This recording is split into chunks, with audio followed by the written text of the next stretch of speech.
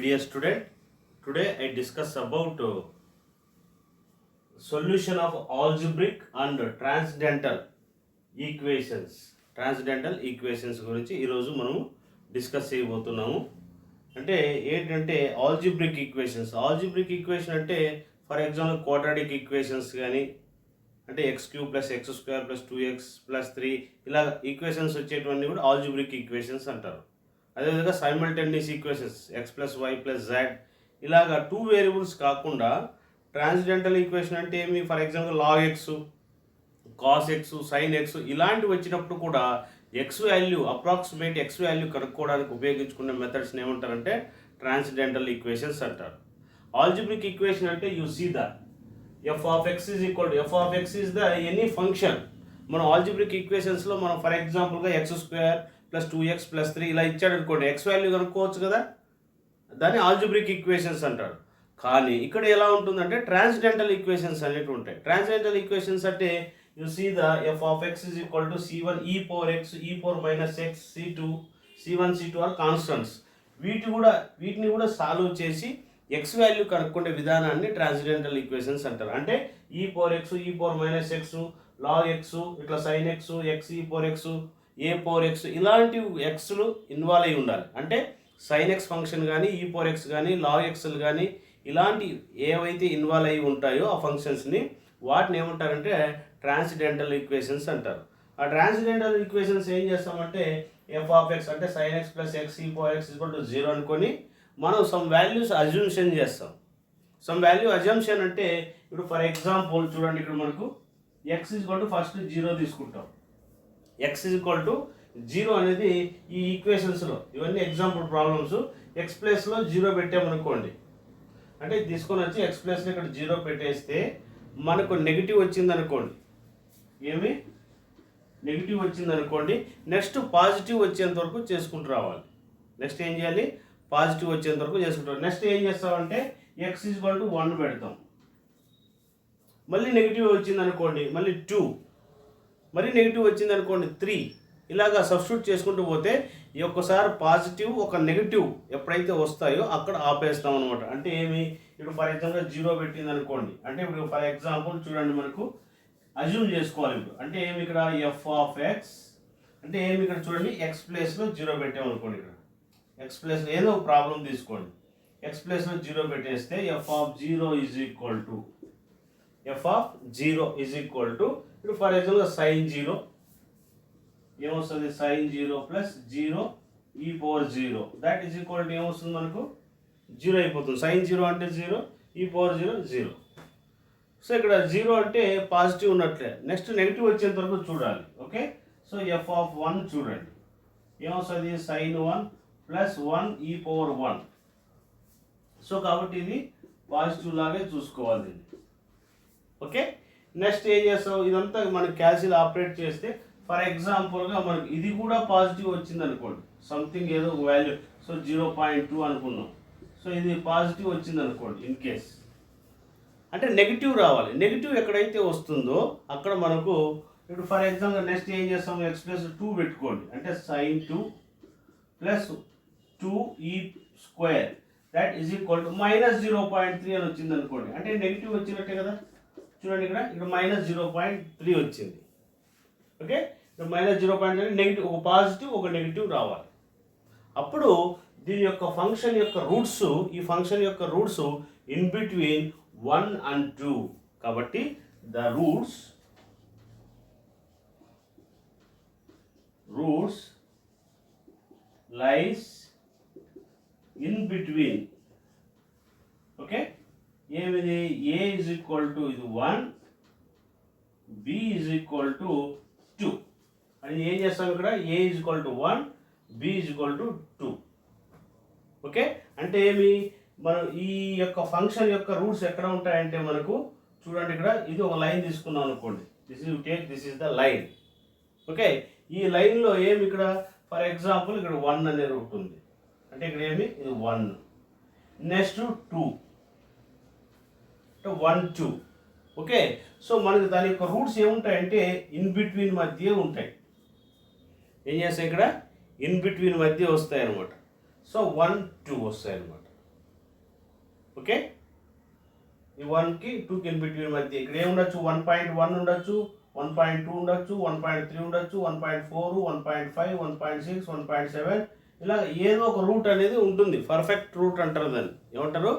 Perfect root. అంటే దీని perfect x యొక్క పర్ఫెక్ట్ వాల్యూ ఏదో ఒక వాల్యూ ఉంటుంది అనమాట. ఆ పర్ఫెక్ట్ వాల్యూ ఫైండ్ అవుట్ చేయడానికి ఉపయోగించుకునే మెథడ్నే మనం ఏమంటారు ఇక్కడ, ట్రాన్స్జెండల్ ఈక్వేషన్స్ ఫర్ ఆల్జీబ్రిక్ అంటారు. ఓకే, సో అది ఎలా చేయాలి, దీనిలో మనకు సమ్ టైప్స్ ఉన్నాయి, అవి ఎలా చేసుకోవాలనేది I will explain 1 by 1. Okay,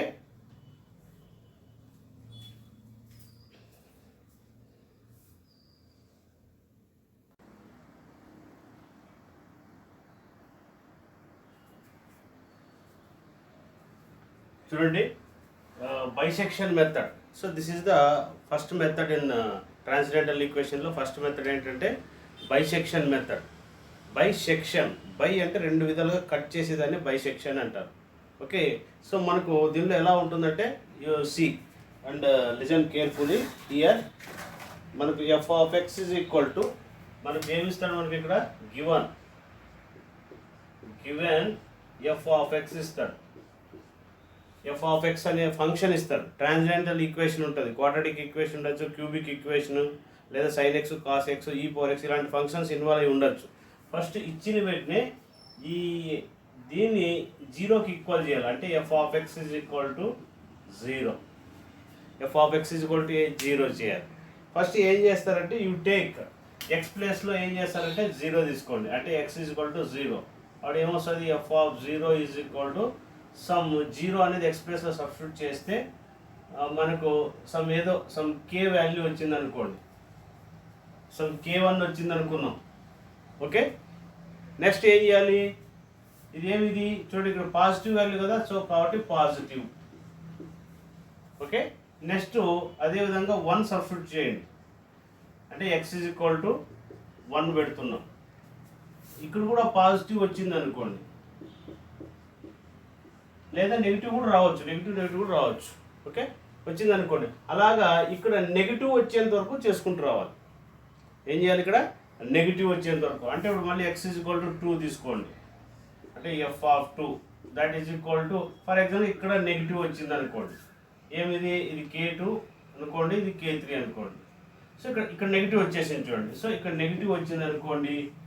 okay, negative వచ్చేసింది కాబట్టి the route lies between 1 and 2 and also the roots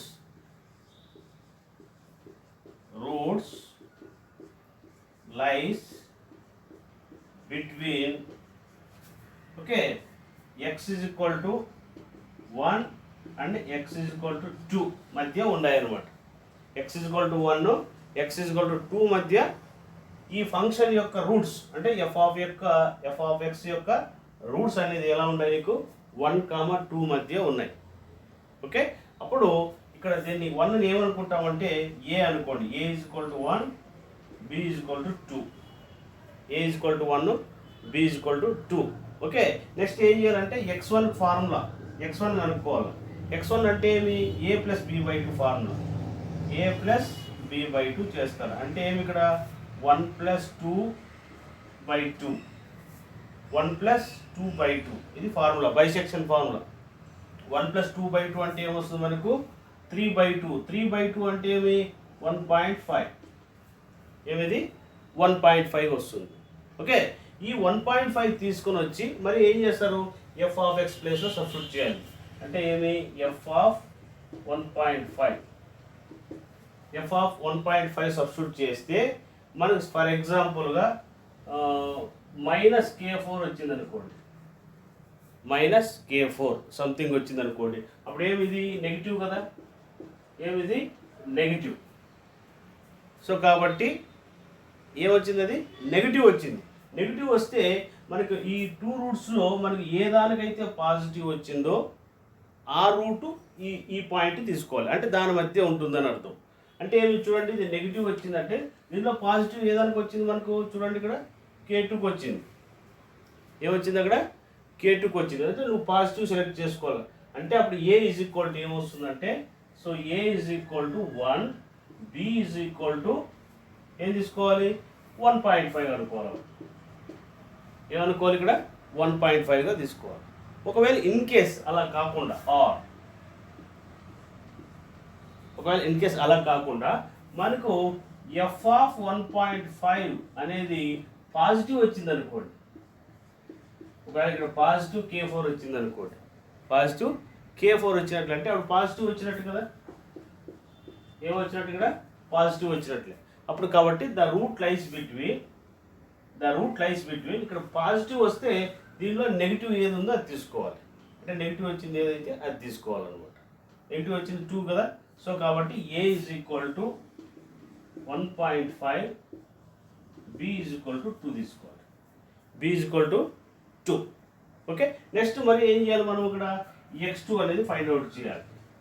ఏం చేయాలి ఇక్కడ x2. So x2 is equal to మరి ఏం చేస్తారు 1.5 ప్లస్ 2/2 చేస్తారు. మరి 1.5 ప్లస్ 2/2 తీసుకోవాలి. అక్కడ ఏమొస్తుంది నీకు 3.5 వస్తుంది, అంటే 3.5/2 ఇది x2. Okay, so x1 కనుక్కున్నాము, x2 కనుక్కున్నాము. మరి ఈ వాల్యూ తీసుకొని వచ్చి ఎఫ్ ఆఫ్ ఎక్స్ ప్లేస్లో సబ్స్టిట్యూట్ చేయాలి. మరి ఎఫ్ ఆఫ్ ఎక్స్లో సబ్స్టిట్యూట్ చేస్తాం అంటే ఎఫ్ ఆఫ్ x2 చేస్తాం. ఈ x2 అనేది ఇక్కడ సబ్స్టిట్యూట్ చేస్తే ఇది పాజిటివ్ వచ్చింది అనుకోండి, K5 వచ్చింది అనుకోండి, ప్లస్ K5 వచ్చింది. ఏమి ఇక్కడ ప్లస్ K5 వచ్చింది. K5 వస్తే ఇక ఈ రూట్స్ చూసుకోకూడదు, జస్ట్ దీని పై స్టెప్లో ఉండేటవి చూసుకోవాలి. అంటే x2కి పాజిటివ్ వచ్చింది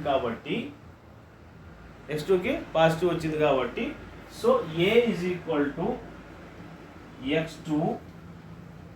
దీంట్లో నెగిటివ్ వచ్చింది ఏది 2 కదా, నెగిటివ్ వచ్చిండేది ఏమి ఇక్కడ 2 కదా, ఇది నెగిటివ్ వాల్యూ కదా, 2 పెడితే నెగిటివ్ వచ్చింది చూడండి ఇక్కడ. సో కాబట్టి B ఈజ్ ఈక్వల్ టు 2. మరి x3 కనుక్కోవాలి. మరి ఏమొస్తుంది x2 ప్లస్ 2/2 చేసుకోవాలి. ఇలాగ చెక్ చేసుకుంటూ పోతే సమ్ టైమ్స్ ఏమవుతుందంటే ఇక్కడ మనకి ఏదైతే వస్తుందో ఇక్కడ x2కి ఏదైతే వాల్యూ వచ్చిందో అలాగే x3 కూడా అదే వాల్యూ వస్తే అక్కడ ప్రాబ్లం అనేది ఆపేస్తారనమాట. ఓకే, అక్కడ ప్రాబ్లం అనేది మనము స్టాప్ చేస్తాం. ఇది method of bisection method. Okay, bisection method అంటే ఈ విధంగా మనం చేసుకుంటూ రావాలి. Okay, bisection method, this is the bisection method చూసే మెథడ్ అనమాట. So I will explain one example problem. You see and listen. Okay.